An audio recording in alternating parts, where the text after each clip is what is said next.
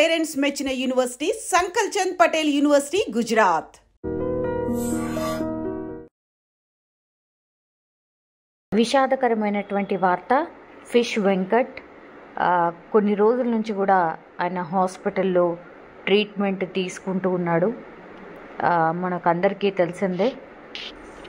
ఆయన ట్రీట్మెంట్ తీసుకుంటున్నటువంటి క్రమంలోనే చాలామంది కూడా ఆయనకు సహాయం చేయడానికి కూడా ముందుకొచ్చారు.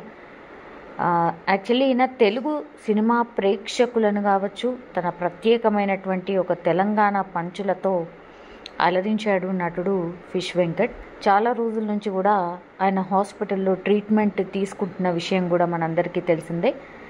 అయితే కొద్దిసేపటి క్రితం ఫిష్ వెంకట్ కన్ను మూశారు. ఆయన కమెడియన్ గాను, విలన్ గాను చాలా చిత్రాల్లో మనకు కనిపించాడు కూడా. అయితే కొంతకాలంగా ఆయన కిడ్నీ సంబంధిత సమస్యలతో బాధపడుతూ ఉన్నారు. అంటే డయాలసిస్ తీసుకోవాల్సిన సిచ్యువేషన్ వచ్చింది. గత 4 ఏళ్ల నుంచి కూడా ఆయన డయాలసిస్ తీసుకుంటున్నారు. మధ్యలో కొంత ఆయన ఆరోగ్యం మెరుగుపడ్డా మళ్ళీ ఇటీవల క్షీణించింది. దీంతో హైదరాబాద్లో ఒక ప్రైవేట్ ఆసుపత్రిలో ఆయనకు చికిత్స అందిస్తూ ఉన్నారు.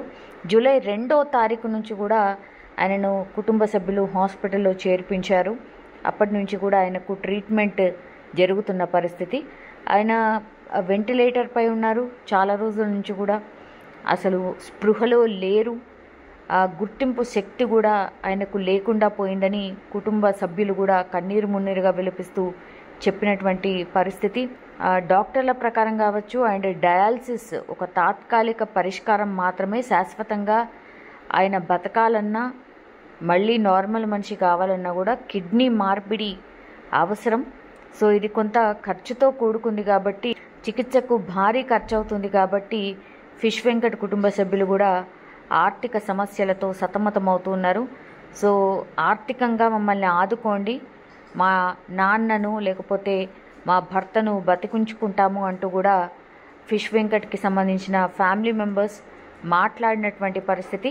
ఆ తర్వాత చాలామంది స్పందించిండ్రు, సినీ పెద్దలు స్పందించిండ్రు, చాలామంది రాజకీయ నాయకులు వెళ్ళి వాళ్ళకు అతని ట్రీట్మెంట్కి కూడా సహాయం చేసే ఏర్పాట్లు కూడా జరుగుతున్నటువంటి క్రమంలోనే పాపం ఈరోజు ఆయన చనిపోయినటువంటి సిట్యుయేషన్ ఉంది. సినీ ప్రముఖులకు కావచ్చు, అభిమానులకు కావచ్చు, భావోద్వేగంగా వాళ్ళు విజ్ఞప్తి చేసింది విన్నారు. ఆ తర్వాత ఆయన ట్రీట్మెంట్ కోసం కూడా సహకరించారు. గతంలో కూడా వెంకట్కు గాంధీ ఆసుపత్రిలో కూడా ఉచిత వైద్యం కూడా అందింది. అట్లాగే ట్రీట్మెంట్ మొత్తం చేయించండి, మేము ఖర్చులు భరిస్తామని కూడా చాలామంది, ఇప్పుడు కూడా చాలామంది ఆయన మీద ఉన్నటువంటి అభిమానంతో ముందుకు వచ్చినటువంటి పరిస్థితి ఉంది. కానీ పాపం ఆయన పూర్తిగా ఆయన ట్రీట్మెంట్కి కూడా ఆయన బాడీ సహకరించే పరిస్థితి లేకుండా పోయింది. దీంతో ఆయన కాసేపటి క్రితమే చనిపోయినట్టుగా డాక్టర్స్ అయితే అనౌన్స్ చేసిన పరిస్థితి. అంటే 4 ఏళ్ల నుంచి ఆయన డయాలసిస్ మీద ఉన్నాడు కాబట్టి మధ్యలోనే ఆయనకు కిడ్నీ మార్పిడి జరిగి ఉంటే ఇంత సీరియస్గా అయి ఉండేది కాదు.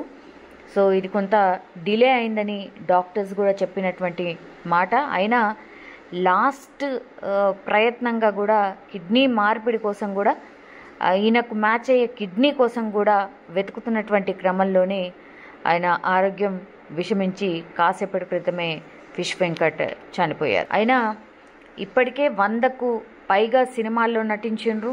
ఎస్పెషల్లీ గుర్తుండిపోయే సినిమాలు ఏమన్నా ఉన్నాయంటే ఆది. ఆ చిత్రంలో తొడగొట్టు అనే డైలాగ్ ఎంత ఫేమసో మనకు తెలిసిందే.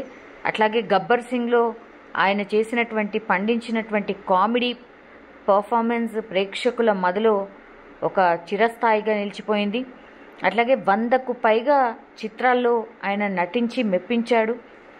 తెలుగు ఫిల్మ్ ఇండస్ట్రీ కావచ్చు, మూవీ ఆర్టిస్ట్ అసోసియేషన్ ప్రముఖ నటులు కూడా ఆయనకు అండగా నిలిచే ప్రయత్నం చేసినప్పటికీ కూడా పాపం అంటే వైద్యానికి ఆయన బాడీ సహకరించలేదు.